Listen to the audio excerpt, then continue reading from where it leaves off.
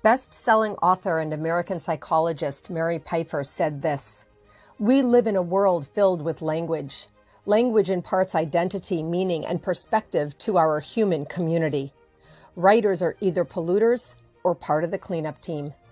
Just as the language of power and greed has the potential to destroy us, the language of reason and empathy has the power to save us. Writers can inspire a kinder, fairer, more beautiful world, or invite selfishness, stereotyping, and violence. Writers can unite people or divide them."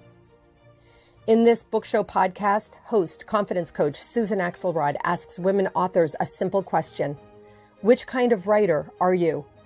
She invites each guest to step into the confidence zone to proclaim how her book can inspire. If you are seeking inspiration to create your legacy, take out your pen and pad. Your book, My Time, starts now.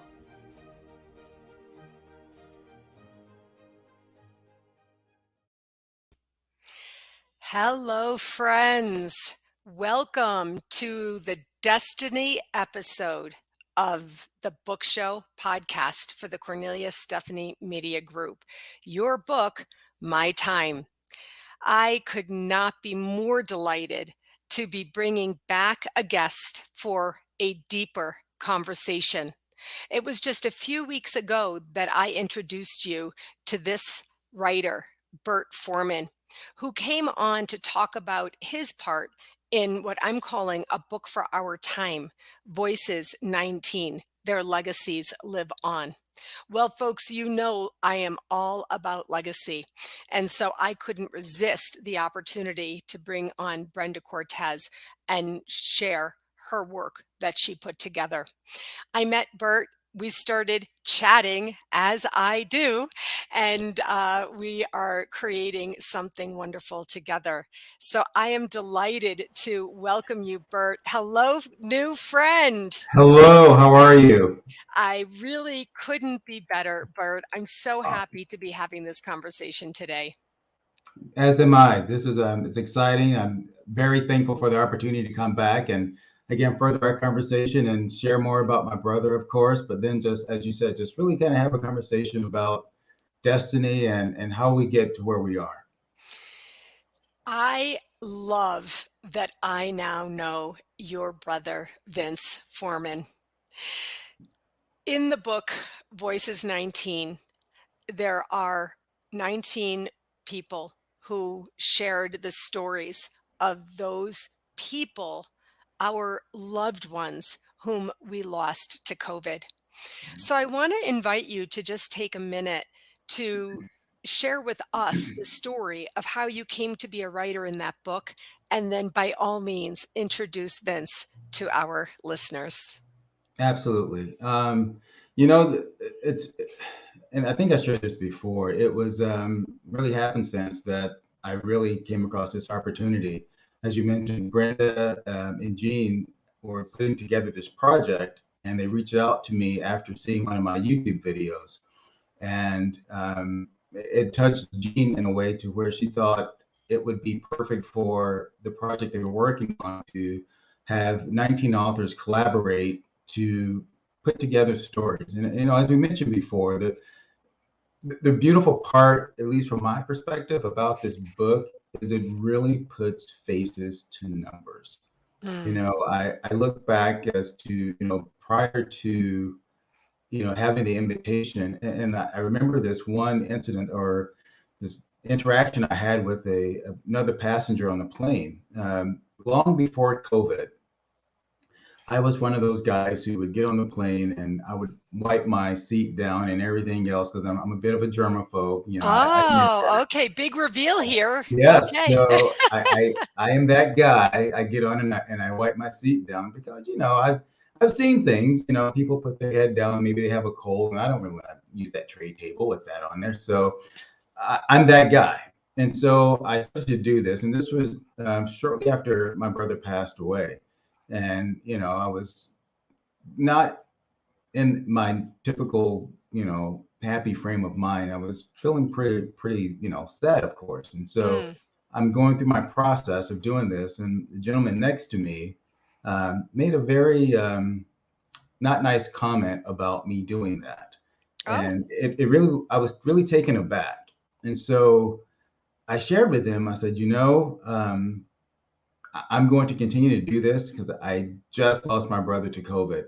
And so as long as I feel like I need to do this, I'm going to do it. Mm, And he made a revelation to me that made me think. And it really goes very well with what this opportunity has allowed me to do.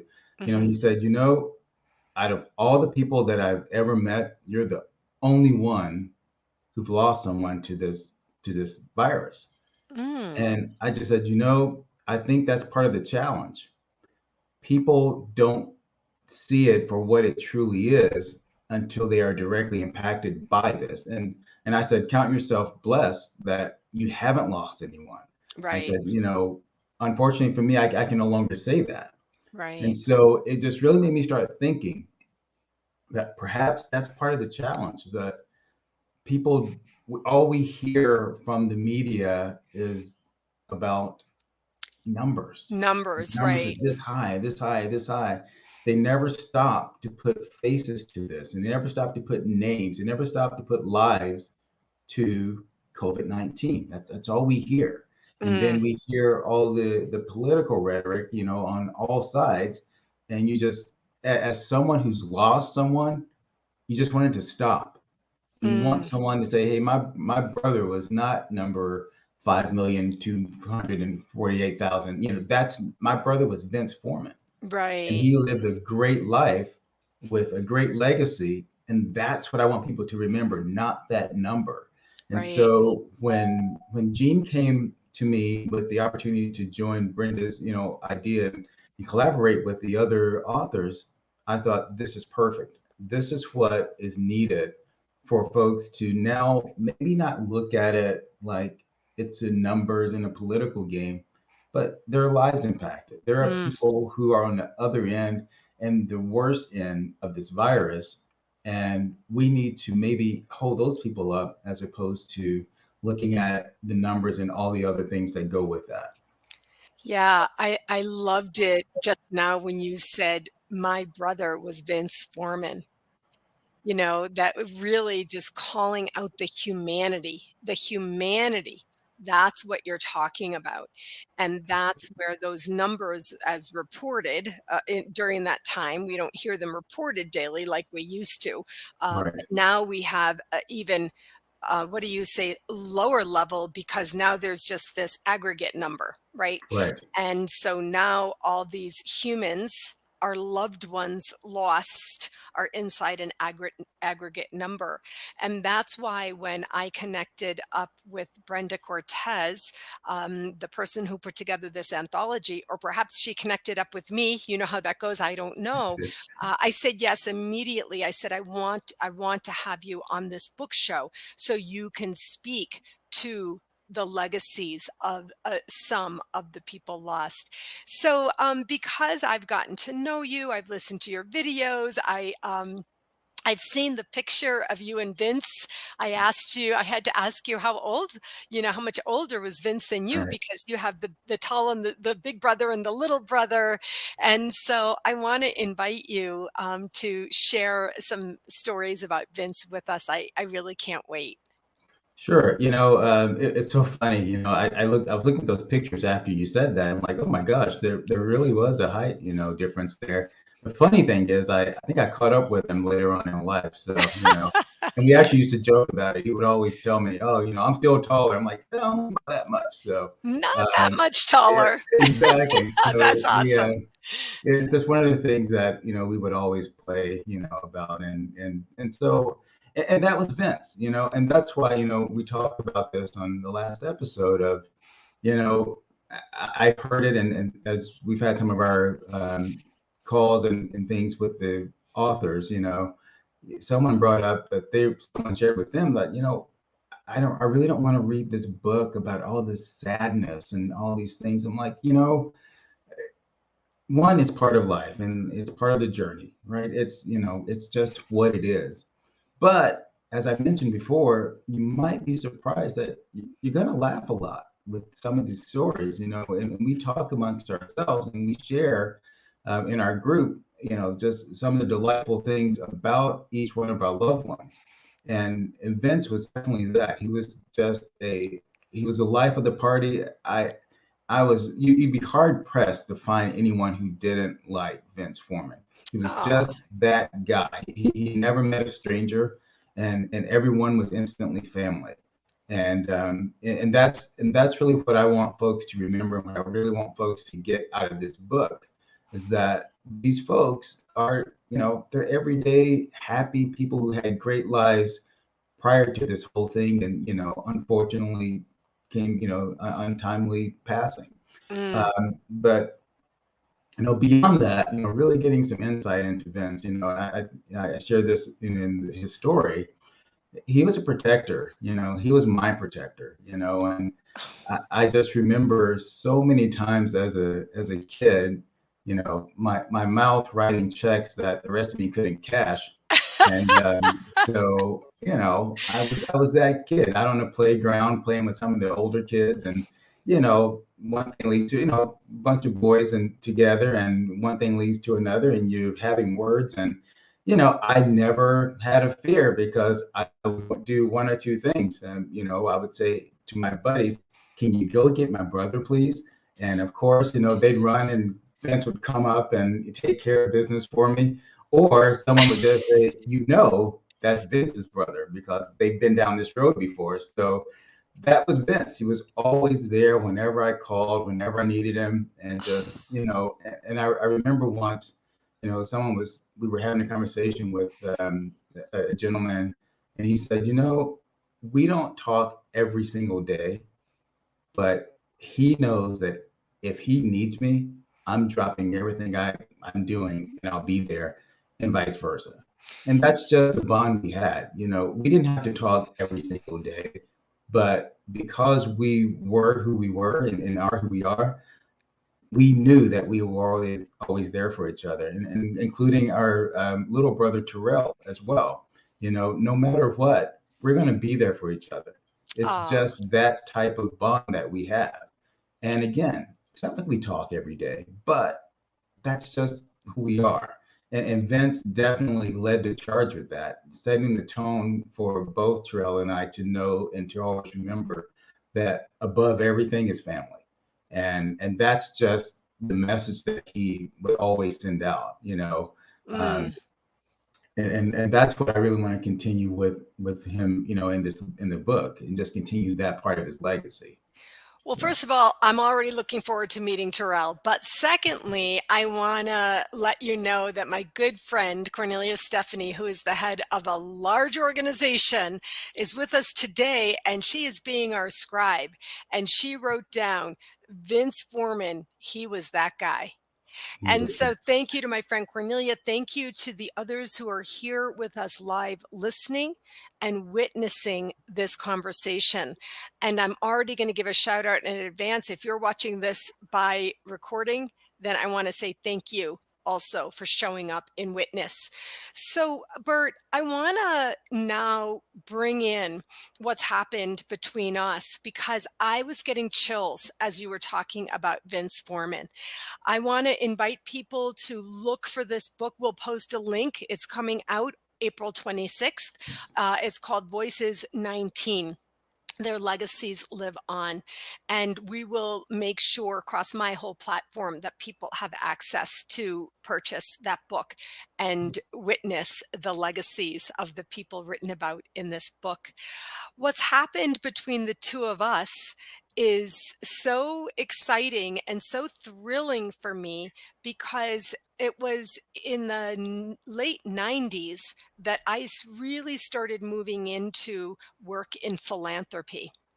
And as a result of my work with philanthropists, I created a tagline: "What will your legacy be?" It was a simple question. And in those days, I got the business cards from Staples or someplace, and I wrote them, I typed them out, I printed them out, and then I got them laminated. So I had a few hundred of these laminated cards with this simple question in black font with a question mark: "What will your legacy be?" fast forward to the internet, the World Wide Web, Great. and my dear friend Eileen Handelman, purchased the domain name for me. It was in 2004, whatwillyourlegacybe.com. And then it sat there. I did nothing with it until 2010 when I created my website. And over all these years, Bert, I have kept the same, even though my work has grown and shifted and morphed. I have kept the same website, whatwillyourlegacybe.com. And I think, Bert, when I watched your video in which you talked about destiny, I feel maybe Vince was bringing us together. He's like, Susan and Bert, hello, get to know each other, because we are now having a conversation about destiny, and we are going to be doing great things on the topic of destiny.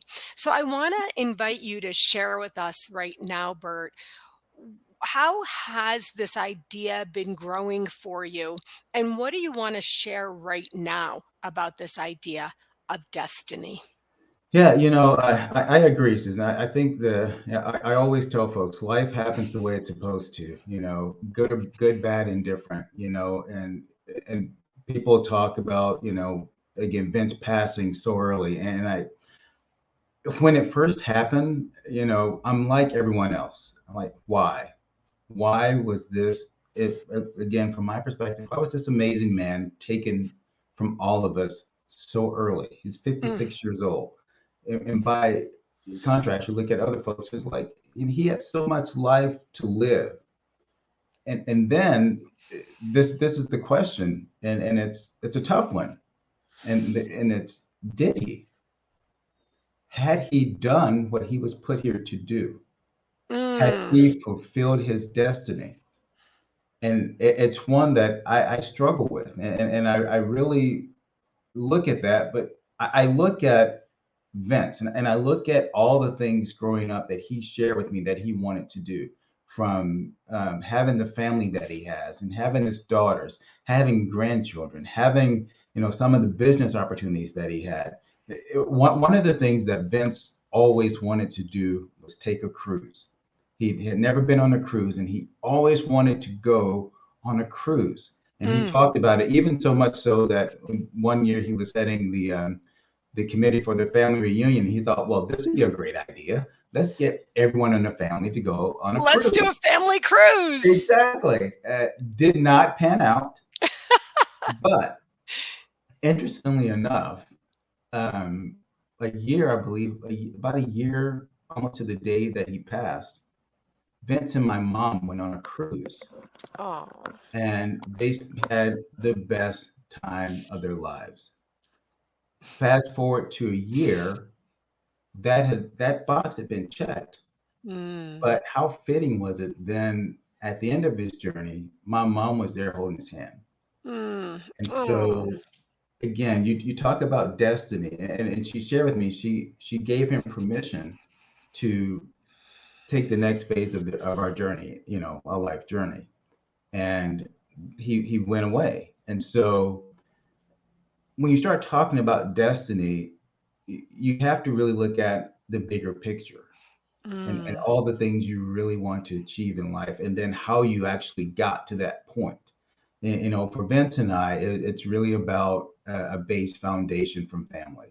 mm, We were told at an early age by our grandparents that it was drilled in our heads, our cousins' heads, our parents' heads, and their siblings' heads, that we come from good stock, and mm. we have I great. love that. We come from good stock, Yes, and period. we have a destiny, and Mm, that's all of us, and that's what we believe. mm, And you start looking back over your life, and you look at things that happen in your life, and you look at the decisions you made, and you try to figure where they come from, and it comes from that foundation. And sometimes good, bad, and different, because sometimes you rebel from those things that been taught the entire life. But most of the time, you come right back to it, and you realize, because you hear that voice. And for me, and for Vince, because he had an amazing relationship with our grandmother, it was always grandma. I'm not sure. It looks like I may have had a failure. Can you still Yes, hear I can me? hear you. It was Okay, always perfect. grandma. It was Yes, always grandma, the matriarchal voice. yes. Yes. And so it's always grandma telling me, don't quit, don't give up, and that you have a destiny to fulfill. And Mm, when this opportunity came about, with the book, I'm like, here's a great gift that's been given to me to share this. And then here's another opportunity with you to do the same. And so yes. that's really where I see this going. I see this evolving into something that could be really great, and really reaching out to help others see and fulfill their destiny. Again, that's what Vince was all about as well. He would Mm, do anything for everyone to help them get to that point. I recall several conversations with him, and where I perhaps wanted to go a different route or even quit and give up. And he would just challenge me sometimes with a simple question of why? Why would you mm, want to do that when you've done this, this, this, and this? Why give up now? And it mm, just challenged me to think and look within myself to really try to get to that point where I knew I needed to get to. And he was always there pushing me and encouraging me, and again challenging me to make sure that I stayed on task. mm. Oh my gosh, this is so good. This is so good, Bert. So, I really need to back up a minute, Sure. um, and say that first of all, there's too much. So I'm so glad we're going to be continuing this conversation. But I just want to say that I wrote down in the comments when you said it. You said, when something like this happens, like losing my brother Vince, whom I loved, you want to ask why. But then you had your own epiphany. You had an epiphanous journey, Bert, which was somehow through grace and love, maybe therapy, I don't know, you got yourself to ask the question, well, had he done what he was put here to do? Had he fulfilled his destiny? And I was like chills all over because people talk to me about legacy all the time. Of course, what will your Right. legacy be? I don't know. What will my legacy be? What's my purpose? What's my true purpose? But I love what you're giving us such a gift today for us to ask such a simple question. What will my legacy be? I could ask myself. Another way to say it, another thought provoking discussion with your soul is this: have I done what I was put here to do? Right. Have I fulfilled my destiny? Right. And that's definitely what I challenge myself every day. I as the one thing that has come from Vince's passing is me really looking within myself to make sure that I'm prioritizing the way I should be. Mm. Looking at my life, a great example is, and I share this with my team, we always talk about a work-life balance. Well, I challenge them to do a life-work balance. Let's put life first Oh no, because damn, I love that. because That's so great. we only have one life, but how many Mm. jobs have we had over the years? Mm. So let's put the Wow. most important things first and then focus on that. And everything else will actually fall in place once we have this part going. And that's really what I would encourage everyone to do, because again, knowing how painful it was to lose my brother and then going through all the stages of that and finally getting to the point of asking, had he fulfilled his destiny? I don't know, but I Mm. know that I haven't fulfilled mine. And I Mm. know there's a lot more to do. And it's up to me to get it done. And so that's what I really encourage everyone to take that same perspective and do it before you're forced to do it like I was. Mm, And because it's more painful that way, that's for sure. yeah. But maybe part of what your destiny is will impact someone who, like for me, maybe something I should have done would have impacted Vince in a way that while he was here. So I you can't go back on that, but it's just something to think about. I love this idea. Of course, I wake up every day and I am in intentionality, Bert, to be tuned in to my physical, mental, emotional, and spiritual well being. I mean, come on. It's not like every second of every day, but Right. without a doubt, every day I'm in that. I'm feeling it. I'm committed to it. I'm doing it. And I love how you're waking up every day now and saying, basically, am I living my destiny? So, of course, I'm in business. And so I asked you when we were preparing this discussion today, what's your call to action going to be, Bert? What do you want? You want to move people to your YouTube channel? You want to sell something? You want to sell the books? What is it? And what you said to me was this: my call to action, Susan, is simple. I want to tell people, live your best life while you have life to live. Is that still your call to action now, Bert? Absolutely. Would I love people to check out my YouTube channel? I think there are great messages there. Absolutely. If you never do, just live your life. Just make sure that you are fulfilling your own destiny and on the path to do so. Because, quite frankly, you can go the rest of your life and not see anything that I've ever done past this, and it wouldn't change your life one way or another. But if you fail yourself, that's going to directly impact you. So I would definitely encourage folks to look at themselves and make sure that they are living their lives, and especially like the way things are today. I've seen so many people doubting and self-reflecting and not really knowing what's next for them. Um, there's no better time than right now to figure that out and to really look at yourself to make sure that you have what it takes and within yourself to get there. And if not, how do you get there? How do you build on that? How do you make sure that your next step is the first step to your best step? And so I just encourage you all to make sure that you are living your life and you're trying your best to fulfill your destiny. Well, let me tell you, Bert, like I said, I'm in business and I'll give you one way to do that. I have a one time session that I call the call to the powerful self. It's a 75-minute session, it's $90. And let me tell you, every person who's ever taken it has thanked me for the opportunity to do so. And so to live out your destiny, to figure it out, Bert, we have a big teaser here. We want to tell people to stay tuned because you have not heard the last of Bert and Susan. I can tell you that right now. And you have not heard the last word on destiny. But so often, Bert, as you very well know, people just don't know. They have no idea.